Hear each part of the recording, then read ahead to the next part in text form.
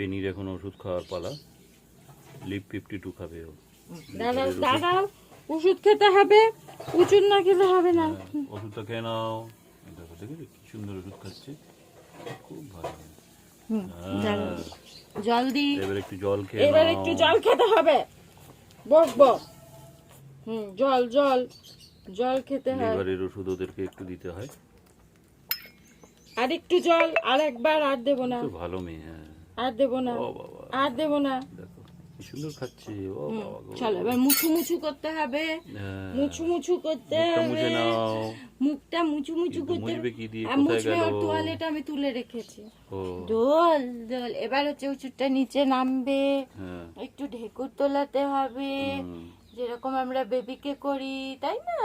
বলো দোল দোল দুলুনি। এবার পেনি আর 10 মিনিট পরে পেনি